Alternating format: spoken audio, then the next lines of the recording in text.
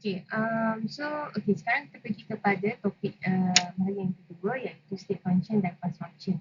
So kita ada pelbagai function. Maksudnya function ni maksudnya macam temperature, pressure, volume, work, lepas tu heat, tadi internal energy, semua tu kita panggil sebagai function. Cumanya sekarang ni kita nak menentukan sama ada dia state function ataupun fast function. Selalunya state function ni kita hanya ambil kira hanya kalau dia kata state function, dia adalah kita hanya ambil kira initial state dia dan juga final state. So contohnya macam suhu, temperature kan, kita hanya ambil kira T initial dan juga T final. So bila kita tolak dia akan ada delta ni kan, di perubahan ni kan, kita panggil sebagai delta T macam tu kan. So maksudnya T final tolak dengan T initial. Sama juga dengan pressure, dengan volume. So itu adalah contoh-contoh di mana dia adalah state function. Lagi satu, kalau nak tahu dia adalah state function, contohnya dekat sini. So jadi dia jalan macam mana perubahan dia pun. Kalau initial dia berada di point 1 ni, so akhirnya adalah point 2. Contohnya dia ikut laluan A ni. So direct laluan. Nilai dia contohnya adalah dia suhu dia yang berubah tu adalah contohnya 50 Kelvin. So sama juga kalau dia ikut jalan jauh pun, kan yang satu ni dia pergi B tambah C tambah D ni pun akhirnya akan dapat total dia adalah 50 Kelvin juga. So maksudnya dekat sini bahawa state function ni dia tak ambil kira laluan tu jauh ke dekat ke, so dia akan dapat nilai yang sama. Dia hanya ambil kira nilai awal dan nilai akhir, dia tak ambil kira perjalanan laluan tu. So bila dia cyclic kan pusingan ni, contohnya 1 ke 2 ni pergi sini kan. So yang ini dia pusing ke sini. So bila dia cyclic maksudnya 50 tolak dengan 50, so jadi dia akan dapat kosong lah. So that's why dia kata for any cyclic dia akan jadi kosong dekat sini. So jadi cara lain macam mana kita nak tentukan bahawa function ataupun variable tu adalah state function ataupun fast function adalah melalui mathematical aspect. Iaitu differential lah. So ada dua jenis differential, iaitu yang pertama adalah exact differential, yang kedua adalah inexact differential. So kalau exact differential ni selalunya kita menentukan bahawa variable tu adalah state function. Contohnya internal energy, so dia adalah initial dan final state, so jadi dia adalah inilah state function lah. So kalau selalunya fast function, normally hanya ada dua sahaja variable yang melalui fast function, iaitu work done dan juga heat. Sebab apa? Work done dan heat ni dia ambil kira laluan. So jadi kalau work done dan heat, dia kalau kita buktikan dalam mathematical aspect, dia akan dapat inexact differential. So apa yang dimaksudkan oleh macam mana nak buktikan tu exact differential dengan inexact differential tu? Ini adalah contoh kepada exact differential lah. Contohnya kita ambil internal energy tadi. Tadi internal energy kita kata internal energy adalah state function. So macam mana nak buktikan dia menggunakan mathematical punya aspect tadi? Guna differential. So kita tulis dulu. Dia punya function iaitu Q, internal energy, adalah function kepada variable P dan B pada constant T. So mula-mula kita buat partial differential equation, maksudnya first differential equation lah. Kita panggil sebagai first differential equation. So maksudnya du, dia akan derivekan U ni derive dulu dengan P ni. So maksudnya dalam du adalah U terhadap P, so jadi del U over del P, dan kita constantkan V, so kita tulis dP di sini. So jadi yang ke plus dengan U ni pula derive dengan V, so dapatlah del U over del V constant P dV. So ini kita panggil sebagai first differential. So bila dia dapat first differential macam ni, So kita nak buat second differential, okay. So maksudnya dia adalah exact differential sekiranya bila kita buat pula ni first differential, kita buat second differential, tadi yang ini kita terhadap, yang ini terhadap P kan. So yang ini terhadap B. Okay, sekarang ni kita nak buat pula yang nombor satu ni terhadap B pula. Okay, so jadi kita second differential kan. So jadi maksudnya adalah D terhadap B. Okay, so masukkan del U over del P. Yang ni constant B. Okay, yang ni kalau terhadap B dia akan constant P lah. Mesti sama dengan yang sebelah ini, yang ini. Okay, maksudnya dia adalah kita terhadap P pula lah. Okay, so terhadap P. Okay, del U over del V. Okay, yang ini constant P. Sekarang ni dia constant V lah. Okay, so nilai dia mesti sama. So kalau dia sama, so kita panggil dia sebagai exact differential. Okay. Okay, so jadinya kalau second derivation ni tak sama, okay, kiri dan kanan, so kita panggil bahawa F ni bukanlah state function dan juga df ni adalah inexact differential.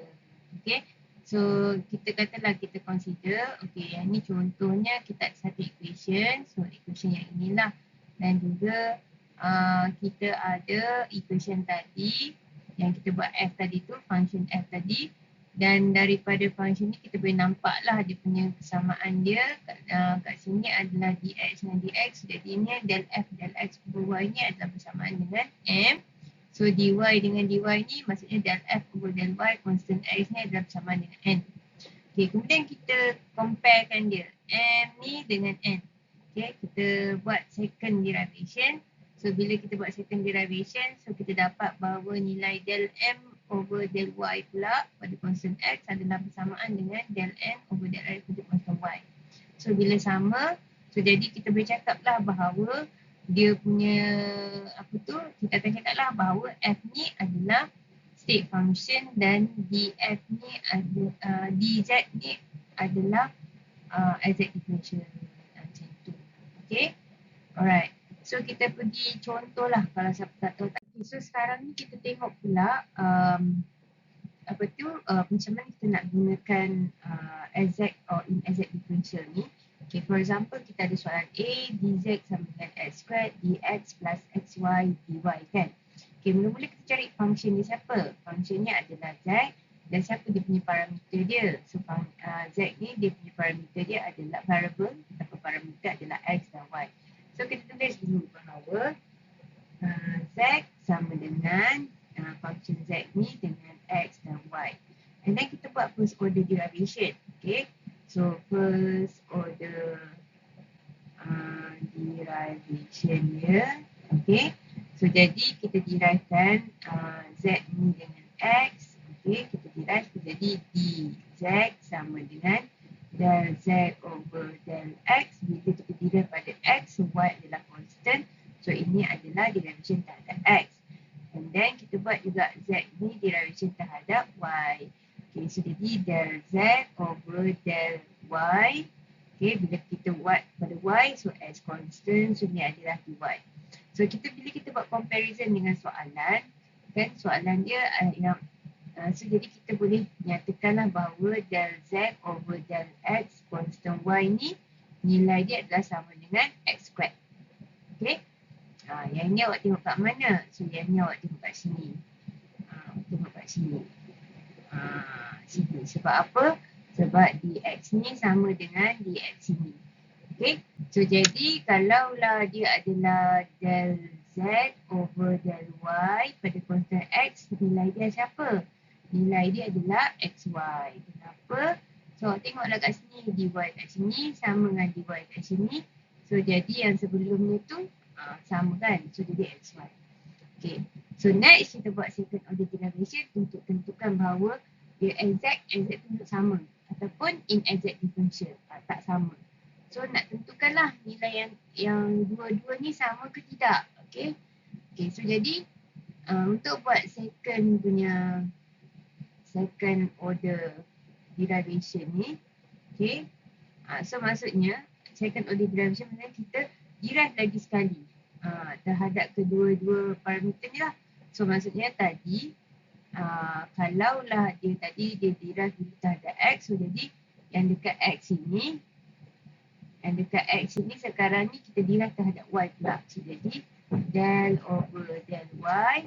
Okay, so ambil asal del Z over del X pada constant Y. So bila kita derive terhadap Y, constantnya adalah X. Okay, so berapa nilai dia? Okay, nilai dia kita tengok sekarang ni nilai atas ni adalah X squared. Ada tak kita nak derive terhadap Y ni, ada nilai Y tak kat sini? So kalau tadi nilai Y, jawapan akhirnya sudah kosong. Kenapa? Mengikut hukum derivation. Okay, ingat balik, buka balik buku admat awak dulu. Okay, so jadi ada kan kita bagi konsep dia bahawa bahawa d over dx. So kalau kita derive terhadap X tu nilai dia ada n, maksudnya nilai dia 1 ke 2 ke 3 ke. So jawapan dia mesti kita bawa n tu ke depan dan X tu n tolak 1. Contohnya kalau X tu adalah n tu adalah 2, so jadi kita bawa 2 ke depan, dia akan jadi 2x x power of 1. Itu adalah hukum yang pertama lah untuk derivation. Yang kedua adalah kalau kita buat pembezaan, okay, ataupun derivation terhadap kita nak buat derivation terhadap X, tapi nilai yang kita ada tu tak ada X. Contohnya dia adalah C. Macam ni lah contoh yang kita buat sekarang ni. Kita nak buat derivation terhadap Y, tapi nilai awak kat sini X squared, tak ada Y pun. So jawapannya mestilah kosong. Okay. Yang ketiga hukum dia adalah kalau kita nak buat derivation d over dx ni terhadap X dan X ni tak ada power. Okay. So jawapannya adalah 1. Macam itu. Okay. So benda ni, 3 benda ni awak kena ingat lah sebab awak nak kena jawab yang exact differential ni. Okay. So jadi itu dah untuk yang belah kiri. So kita ambil belah kanan pula. Belah kanan tadi dia derive terhadap Y kan. So sekarang ni kita buat terhadap X pula. Del over del X. Kita ambil dia semula. Del Z over del Y pada constant X. Sekarang ni dia adalah constant Y pula. Okay, so awak nak derivekan terhadap X. X ada berapa nilai? Ada 1 je kan? X kuasa 1. So kalau X kuasa 1 kat sini, so jawapannya mesti 1. So maksudnya jawapan akhir dia adalah 1 darab Y lah. Tapi saya tak naklah tulis 1 darab Y. So saya cakap Y sahaja. Okay, and then kita buat comparison. Okay, so kita nak cakapkan bahawa del squared Z over del Y del X ni, okay, sama tak dengan yang sebelah sini?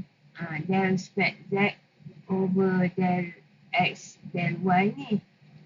So jawapannya tak sama sebab satu nilai dia kosong, satu lagi nilai dia adalah Y. So kalau tak sama, so kita buat sinilah tak sama.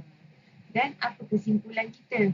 Kesimpulan kita bahawa kita cakaplah bahawa apa tu? Saya tulis hitam. Okay, so dz, okay, dz is not an exact differential. Okay, dz is not an exact differential.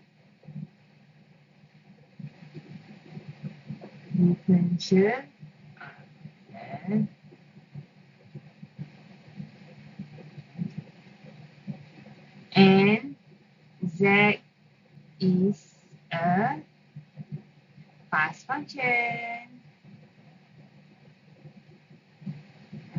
Okay. Sebab bila dia betul-betul dia adalah inexact differential. Is not an exact differential, maksudnya dia adalah inexact differential lah. Okay. Faham tak? Kalau dia bukannya exact differential, maksudnya dia adalah inexact differential. So kalau dia inexact differential, so Z tu adalah fast function. Macam tu. Okay? So andai kata dia adalah sama kiri dan kanan, awak cakaplah bahawa contohnya yang jawapan dia, contohlah jawapan A ni dia dapat sama. So awak cakaplah dz is an exact differential and Z is a state function. Kalau dia exact differential, so jawapan dia Z tu adalah state function. Macam tu. So jadi saya nak nanti awak cuba buat B dan hingga F. So kita akan bincang dalam kelas jawapan. Okay? Okay, sekarang ni kita pergi kepada first law of thermodynamics. So apa first law of thermodynamics ni kata? Okay, dia punya key dia adalah conservation of energy. So apa maksud conservation of energy? Conservation of energy ni maksudnya energy ni tidak boleh dicipta. Okay, cannot be created nor destroyed. Okay, tak boleh dimusnahkan. It can only transferred, okay, between system ataupun between system and its surrounding. So itu adalah first law of thermodynamics. So because of that, okay, so jadi daripada internet energy yang saya dah terangkan sebelum ni, apa maksud internet energy. So dalam internet energy dalam sistem tu, dia boleh ditukarkan kepada sama ada heat ataupun work. So dan unit untuk energy, normally unit dia adalah joules. Joules. Okay. So jadi that's why dia createkan another formula untuk first law of thermodynamics iaitu okay. So DU, okay, internet energy tu dia convertkan kepada heat and work. So DQ plus DW. Okay. So bila kita, D ni perubahan lah. So bila kita buat integration, DU sama dengan integration DQ plus dengan integration DW. Okay. Saya nak tekankan kat sini kalau dia adalah state function, bila kita integratekan dia akan bertukar jadi delta. So maksudnya internet energy ni adalah state function. Tapi kalau you integratekan Q ataupun you integratekan W ni, so dia tidak akan jadi delta sebab Q dan W adalah fast function. So dia hanya keluar jadi Q plus W sahaja. So inilah yang ini saya terangkan pasal benda ni tadi.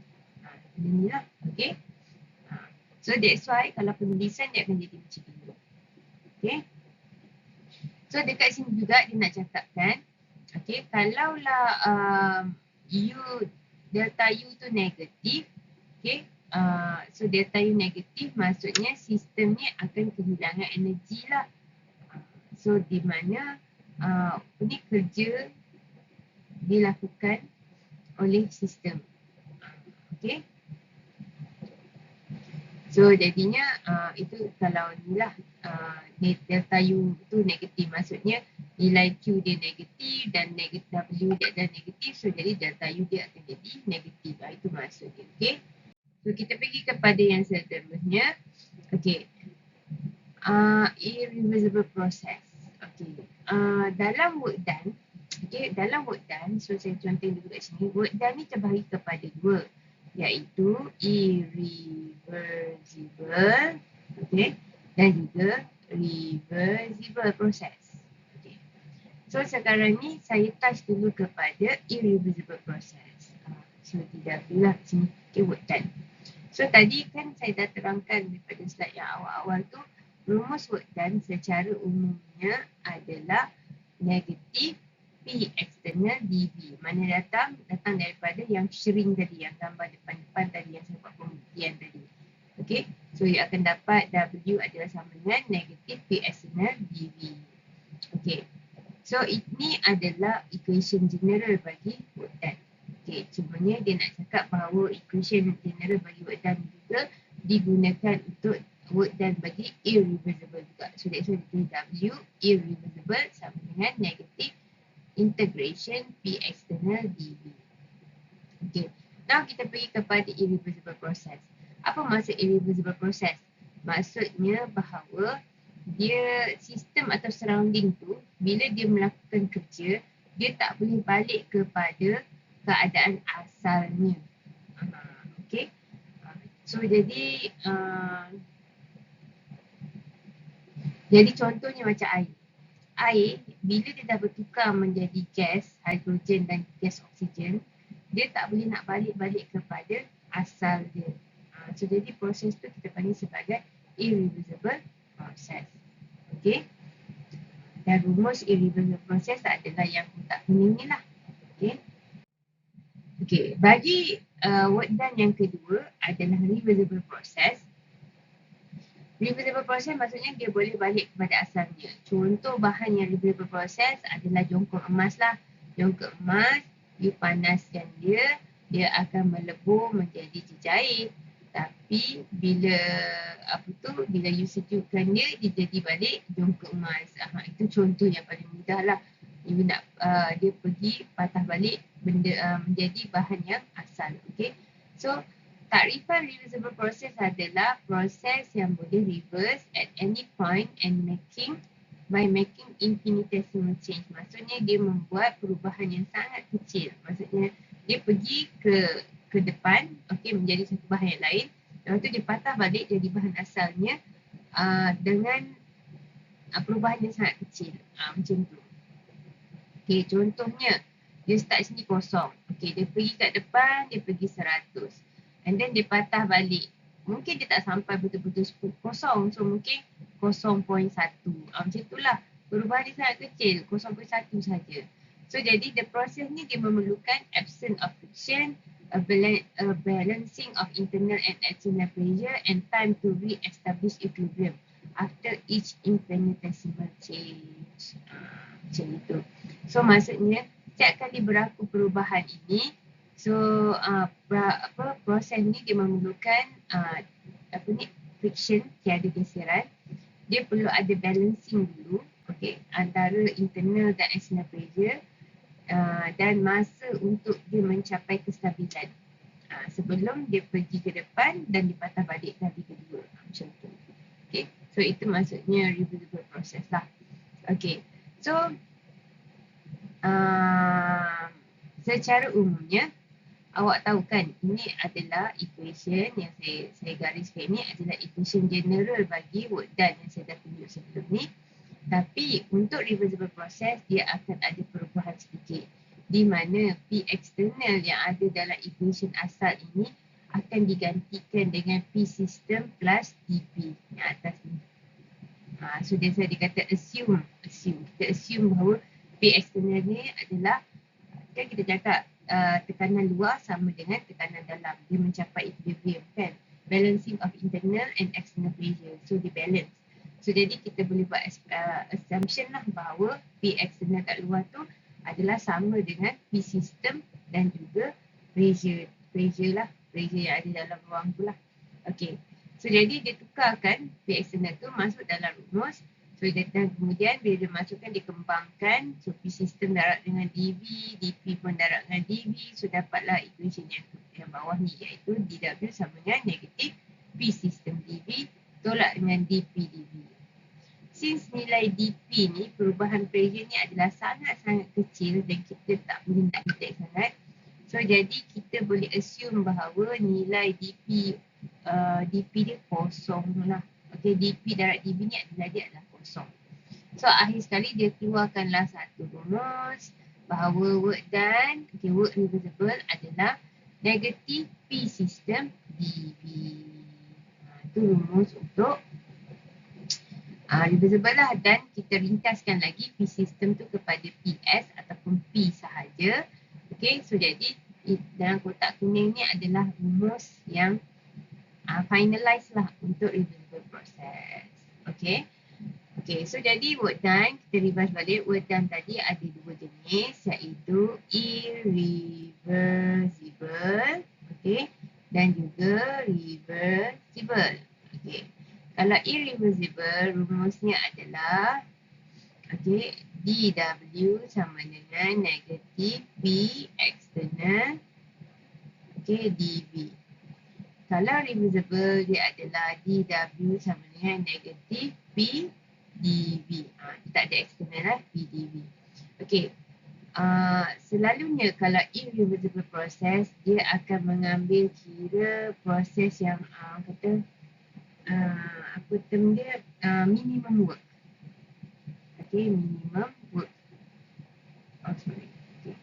Ini adalah key dalam soalan-soalan kadang-kadang dia tak cakap pun dia nak suruh awak kira reversible process, tapi dia nak suruh calculate the minimum work of this process.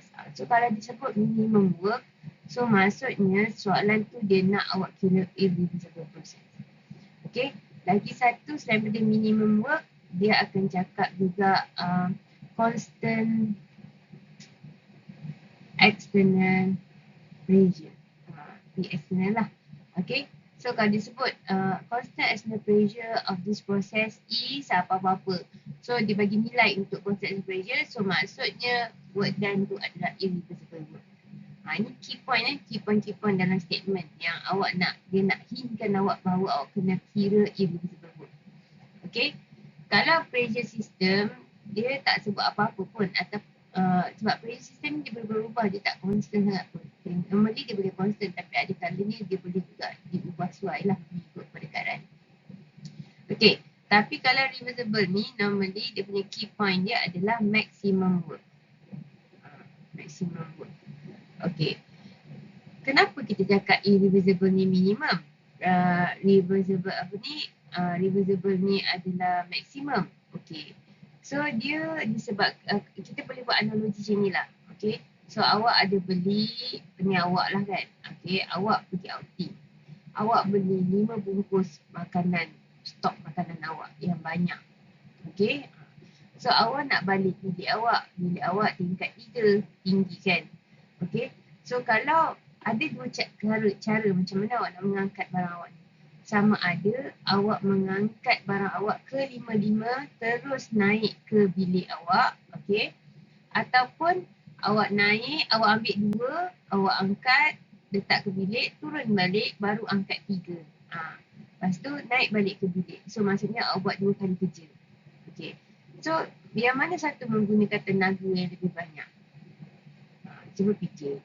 So kalau awak angkat semua, awak naik ke atas, lepas tu awak dah boleh rehat. Sekali je kan. Itu dia analogi untuk irreversible lah. Maksudnya irreversible. Okay. So, kerja dia sekali je. Okay. Work dia memang sikit je lah, sekali je. Tapi kalau awak dia ni yang tak larat, kan, awak kata, banyak lah barang ni tak larat. Okay, awak ambil lah 2. Lepas tu awak pergi. Lepas tu, awak turun balik. Ambil lagi 3. Lepas tu awak pergi balik. Banyak kan kerja awak buat kan? 3 kali. Pergi, patah balik, lepas tu pergi balik. Lepas tu kan? Okay. So ini menunjukkan bahawa kita melakukan banyak sangat kerja, iaitu maximum work. Itulah analogi lah untuk reversible dan irreversible. Tapi sebenarnya dalam kiraan eksperimen pun tunjuk juga bahawa selalunya kalau keadaan irreversible, nilai work done dia memang lebih sedikit berbanding maximum work.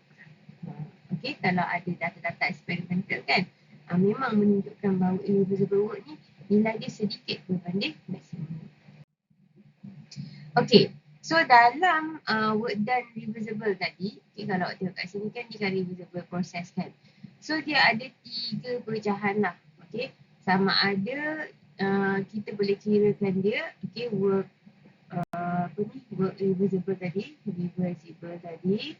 okay, dia ada constant pressure, constant volume, okay, dia ada apa? Constant pressure tadi, okay, constant pressure, constant volume, okay, dan constant temperature. Yang ketiga ada keempat. Yang keempat adalah, saya pergi sini lah. Okay. 2 temperature. Okay. 2 temperature. So, ini keadaan-keadaan kalau dalam keadaan reversible. So, macam mana you nak tackle? Sebab, lain keadaan constant dia, lain rumus dia dalam keadaan reversible work. Okay, saya bagi contoh. Kalau, okay, tadi kan kita dah tahu dah. Okay, rumus untuk reversible work, dW sama dengan negatif PdV.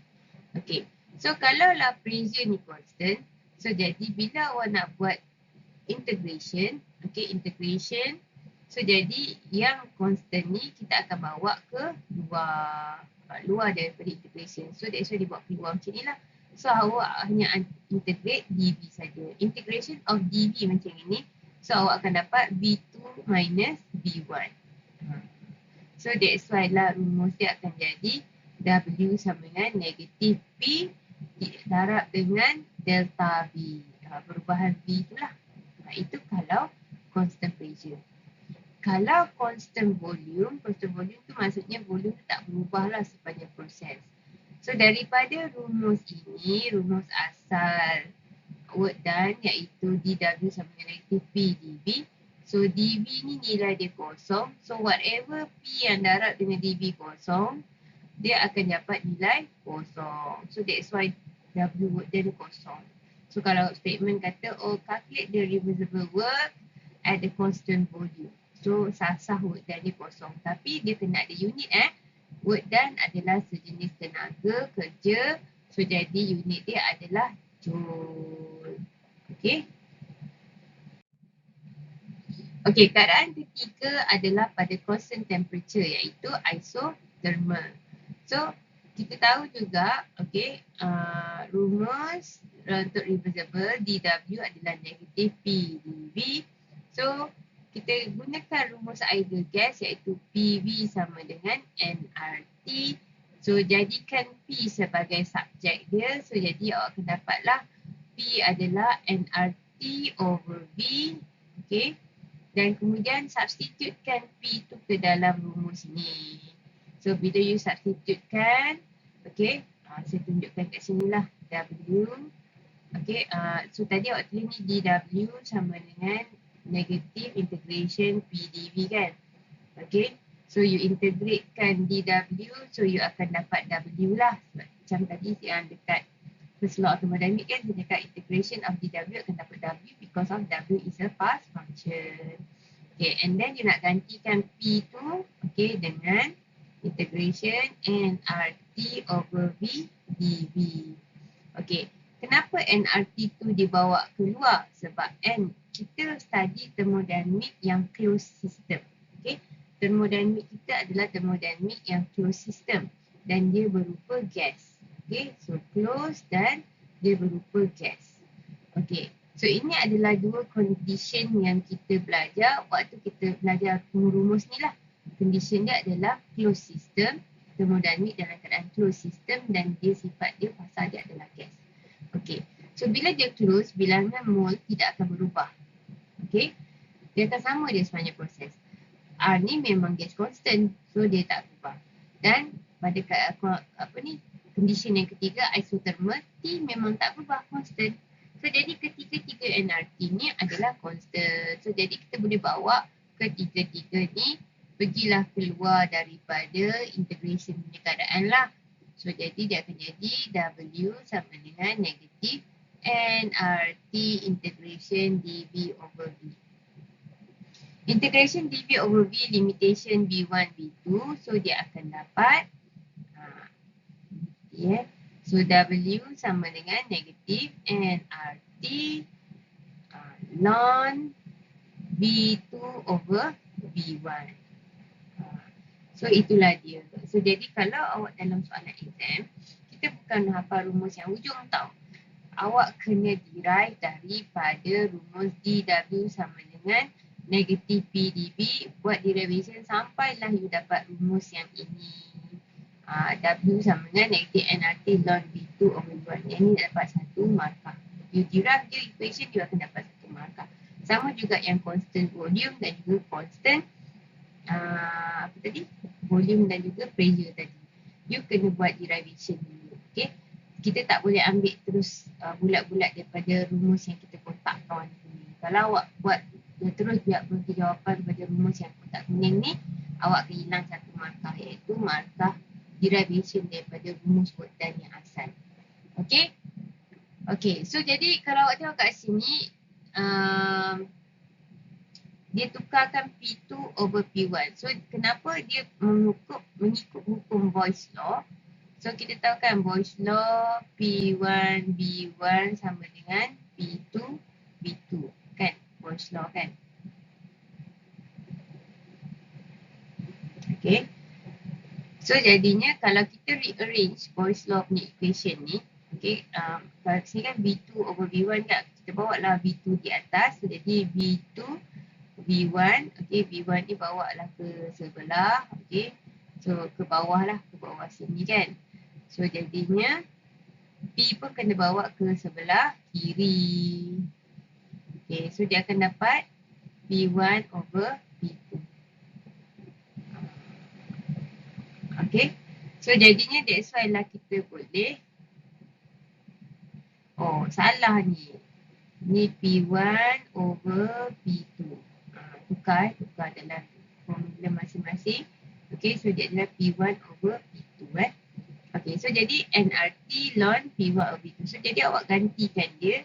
So sama dengan W sama dengan negatif nRT ln P1 over P2. Itu kalau macam mana bila kita nak pakai V, bila kita nak pakai P. Dia bergantung pada soalan. So kalau soalan tu data ada nilai V, so awak tak payahlah convertkan dia mengikut hukum Boyle's law ni. Tapi kalaulah dalam data tu tak ada V, hanya P saja diberikan. So barulah you convertkan dia. Okay. Alright. Work done for reversible process for ideal gas. Ni untuk two different temperature. Tadilah saya cakap nampak. So jadi dalam reversible punya work done. So ada 4 keadaan yang you kena ambil kira bila you, contohnya dalam statement, you dah confirmkan bahawa dia memang reversible work done. Tapi dalam reversible work done ada 4 condition pula, rumus yang berbeza-beza yang you kena ambil tahu. You kena tengok sama ada dia ni apa condition dia. Dia constant pressure ke, dia constant volume ke, dia constant temperature ke, ataupun dia ada 2 temperature yang berbeza. So bila you dah confirmkan keadaan tu, barulah you boleh tahu rumus mana yang you nak guna untuk kiraan. Okay. Okay, so ideal gas equation PV sama dengan nRT. So jadi dia jadikan dV V ni sebagai dV. So T ni sebagai dt. Okay, untuk buat inilah perubahan temperature kan. Okay. So jadi since dW sama dengan negatif PdV. So jadi PdV kita gantikan dia menjadi nRT negatif nRdt. Okay, and then diintegratekan equation ini. Okay, dW integration jadi W. R ni macam saya cakap closed system, N constant, R memang gauge constant. So dia integratekan dt sahaja. So integration of dt akan dapat T2 minus T1. So jadi W sama dengan negatif NR dalam bracket T2 tolak T1. Okay. Okay, so itu dah. Okay. So saya tunjuk example. So macam mana nak menggunakan rumus work done ni. Okay. So jadi contoh soalan kat sini adalah 1 mole of an ideal gas expand from 5 bar to 1 bar at 298 Kelvin. So dia ada ni pressure 1, ni pressure 2. Dan ni adalah dia punya temperature. So calculate W. Cakap dah calculate work done dia for a reversible expansion. Reversible expansion maksudnya V dia pun berubah lah kan. So expand. So volume akan berubah. So kita ada 3 je parameter untuk kita constantkan. So dia dah cakap dah dia reversible.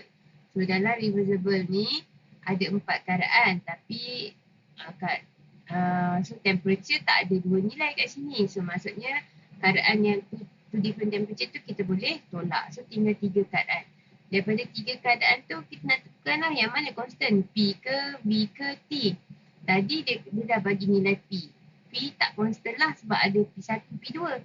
Dan V pun tidak constant sebab apa? Sebab dia bagi tahu bahawa V ni expand, berubah, berkembang. So apa yang constant? Temperature yang constant. So jadi keadaan dia adalah keadaan isothermal. So bila isothermal, so you dah kena ingat lah, oh rumus isothermal yang mana? Oh yang ini. So jadi awak kena jirah je daripada work done yang general. Yang ni. dW sama dengan negatif PdV. So integration of dW akan dapat W. So equal negatif integration of PdV. So tukarkan P ni kepada nRT over V. So masukkan ke dalam rumus. So jadi you akan dapat rumus dia adalah negatif nRT ln V2 over V1 ataupun negatif nRT ln P1 over V2. Okay, yang mana satu nak pakai ni? Yang V ke P? Okay, jawapan dia adalah P. Kenapa P? Sebab dalam data awak ada bagi nilai P 5 bar kepada 1 bar. Ada tak dia bagi nilai V? Tak ada. So kita terus pakai rumus yang ini. So daripada general equation work done yang reversible kepada rumus awak yang awak dapat ni, selalunya 1 atau 2 markah diberikan. Okay. Bergantunglah tapi ada markah. So jangan tinggalkan derivation ni. Okay. And then masukkanlah nilai N dia adalah 1 mol, R dia adalah 8.314 joule per Kelvin per mol. Kenapa kita pilih 8.314? Sebab kita kira tenaga sekarang ni. Work done adalah tenaga. So kita kena pakai R yang ada nilai joule. So 8.314. So darab dengan temperature dia 298 ln P1 dia 5 bar, P2 dia adalah 1 bar. So kira-kira dapatlah negatif 3988 joule. Itu untuk jawab soalan A. Okey, sekarang ni kita cara nak jawab. Macam mana nak jawab soalan B ni? Nampak tak? Dia bagi tahu dia expand tapi against a constant external pressure of 1 bar. So maksudnya nilai P external dia adalah 1 bar dan P external ni adalah constant. So maksudnya apa? Ini adalah irreversible process. So kena pakailah rumus work done irreversible. Okey, tengok jawapan dia. Tak ada jawapan Okey. So kalau tak ada jawapan, iaitu saya nak awak cuba kira irreversible dan juga awak punya homework untuk settlekan example 3. Okey. So nanti dalam kelas kita akan bincangkan jawapan ini. Okey. Assalamualaikum.